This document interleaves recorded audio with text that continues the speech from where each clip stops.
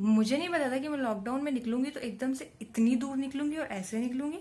तो ये मेरी फर्स्ट रोड ट्रिप होने वाली है, बट मैं कहाँ जा रही हूँ ये मैं आपको बताती हूँ। चलो।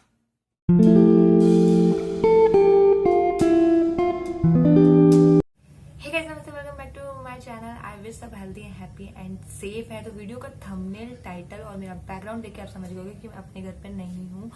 सो अभी मैं ये इंट्रो यहाँ पर बैठ के शूट कर रही हूँ क्योंकि ये जो ट्रिप था वो बहुत ही इंस्टेंट डिसाइड किया था कि जाना है, और ये ब्लॉग भी काफी इधर उधर हो गया। तो ये ब्लॉग आपको एक स्टोरी टाइम के साथ मिलेगा, ताकि जहाँ पे आपको समझ में ना आए वो आपको स्टोरी टाइम एक्जैक्ट समझ में आ जाए, जिस तरीके से मैं इसको कंपाइल करने वाली हूँ।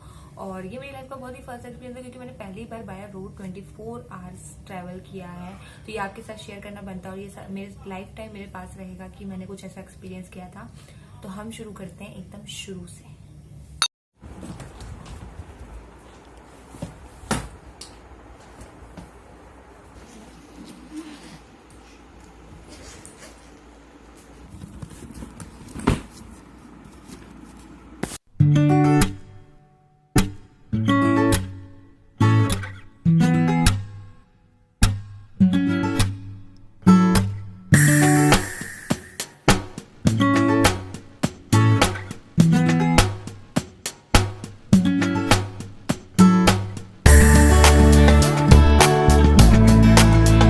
लाल जी का बस्ता लेके लोहा वाला, इतने में तो पूरा बैग भर गया।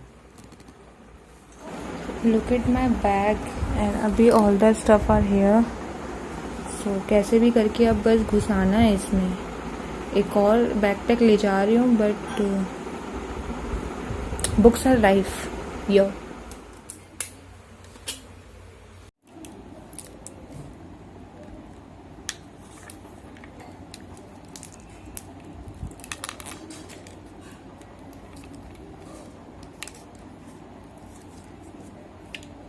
लुक एट माई हालत।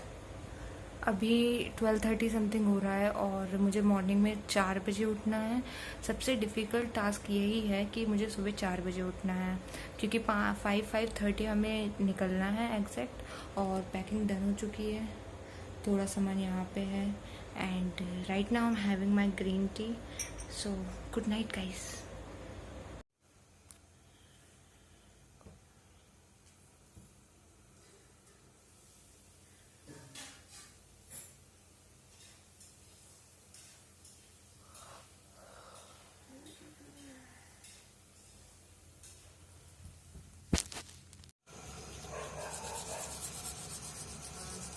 Good morning guys, it's 5 o'clock right now and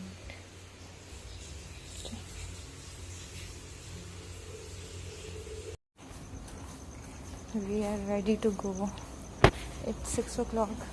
4 बजे निकलने वाले थे, बट लेट ना हो तो कैसे चलेगा। जय माता दी।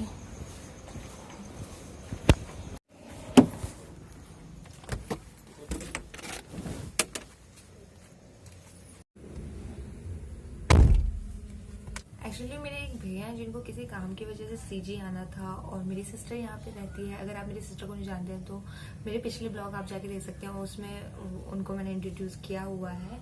सो वो यहाँ पे रहती है, और वो कोरोना की वजह से ट्रेन्स वगैरह लेके वहाँ नहीं आ पा रही थी। तो उसने बोला कि तू यहाँ पे आ जा तो थोड़ा सा में कुछ चिल हो जाएगा। तो फिर मैंने डिसाइड किया, इंस्टेंट किया, हमारा डिसीजन बना कि ठीक है चलते हैं। सो इसीलिए मैं वहाँ से यहाँ शिफ्ट हुई, और मैंने बहुत ज़्यादा प्रिकॉशंस लिए हैं। हम अपने ओन व्हीकल से आए हैं, लेकिन उसके बाद भी अभी हम यहाँ पे क्वारंटाइन है। तो गाइस आप भी रिस्क मत लीजिए निकलने का। अगर आपके पास ओन व्हीकल है तो ही जाइए, अदरवाइज मत जाइए। अभी आप ब्लॉग एंजॉय कीजिए।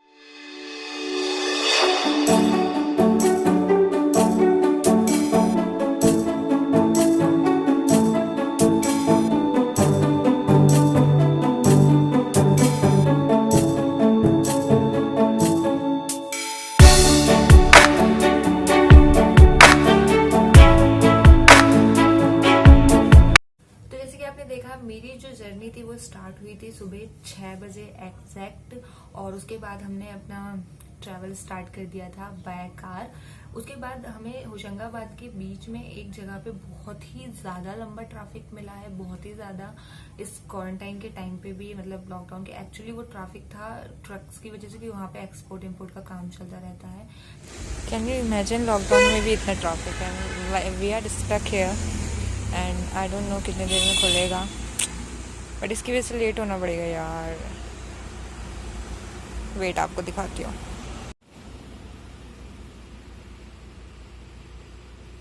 जिसकी वजह से हमारा 1 से 1.5 घंटा पूरा बर्बाद हुआ और उसकी वजह से हम यहाँ पे बहुत ज़्यादा लेट रीच किए.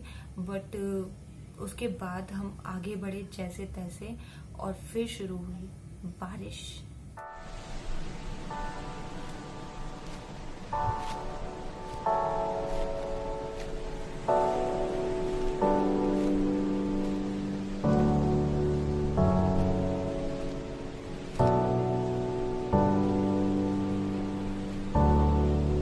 जैसे कि मैंने बताया कि हमारा 1.5 घंटा बर्बाद हो चुका था, तो हमने उसके बाद कहीं भी स्टॉप नहीं लिया और सीधे हम 2 बजे रुके हैं एक ढाबे पे.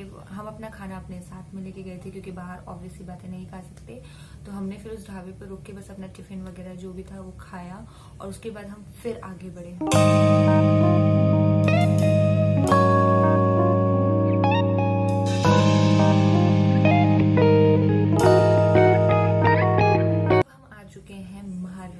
यस, हमने एंटर कर लिया महाराष्ट्र में.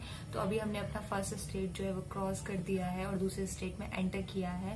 एक्चुअली हमारे पास 2 रूट्स थे, एक दूसरा था और एक ये वाला था. ये वाला बहुत ही लॉन्ग रूट था but due to some reason हमें ये वाला रूट लेना ही पड़ा. तो हमने महाराष्ट्र में एंटर किया. इसके बाद हमें जाना है नागपुर और नागपुर से होते हुए हमें पहुंचना है रायपुर. तो अभी हम महाराष्ट्र में एक जगह है, जो लोग भी नागपुर से होंगे उनको पता होगा कि भंडारा एक जगह है, माता रानी वाला नहीं. हाँ, तो भंडारा एक जगह है, वहां पे वो थोड़ा सिटी एरिया था, एकदम रोड खाली नहीं थी. तो कंस्ट्रक्शन भी बहुत जगह मेट्रो का चल रहा था, तो उसकी वजह से वहां पे भी हमारा काफी टाइम वेस्ट हुआ. बहुत ही ज्यादा ही टाइम लग गया. सबसे ज्यादा डिफिकल्टी वहीं पर आई है. वो भंडारा खत्म ही नहीं हो रहा था, इतना विशाल भंडारा था. पर फिर भी जैसे तैसे वो भंडारा खत्म हुआ और फिर हम आगे बढ़े.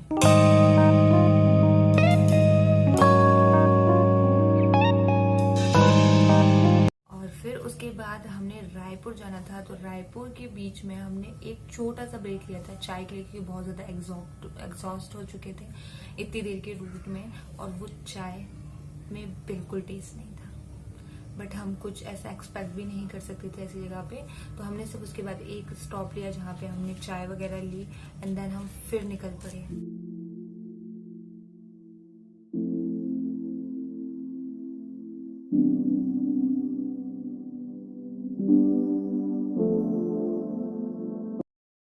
अब हो चुकी थी रात और हमें ट्रैवल करते हुए ऑलमोस्ट 12 आवर्स हो चुके थे. 12 आवर्स से ज़्यादा ही हो चुके थे. और अब हमने डिसाइड किया था कि हम एक स्पीड से जाएंगे और सीधे रायपुर में रुकेंगे. और हमने रायपुर रीच किया रात में 10 बजे. लेकिन पिक्चर यहाँ पे ख़त्म नहीं हुई. हमें जाना था बिलासपुर और रायपुर में हमारी गाड़ी का हो गया पेट्रोल ख़त्म. बट छत्तीसगढ़ की पॉलिसी ऐसी है कि यहाँ पे 9-10 बजे पेट्रोल पंप्स बंद हो जाते हैं. और उसके बाद हम लोग जैसे तैसे आगे बढ़े रिस्क लेके और हमें मिला एक पेट्रोल पंप जहाँ से हमने पेट्रोल वगैरह फिल कराया. देन हम निकले बिलासपुर के लिए.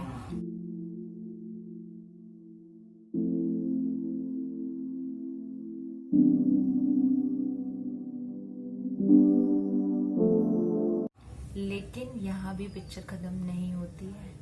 असली पिक्चर यहाँ से शुरू होती है.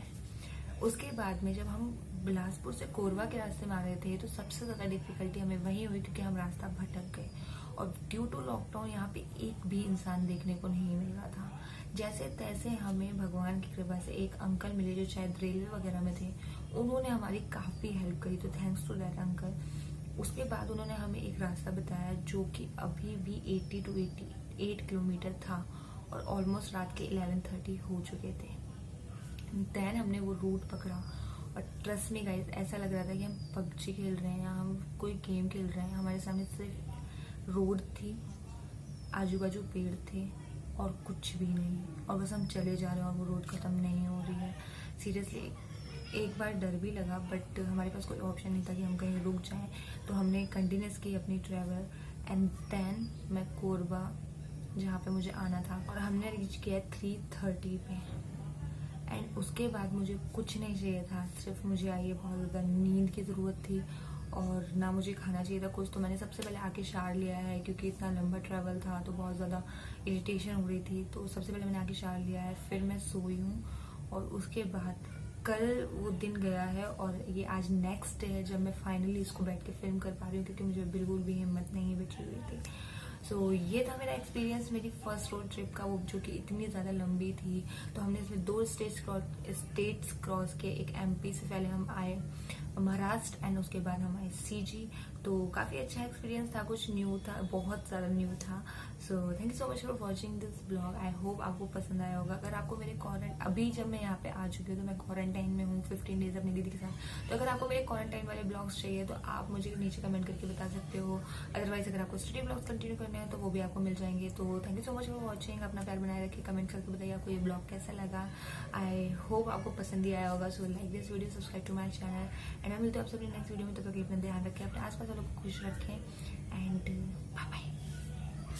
To subscribe.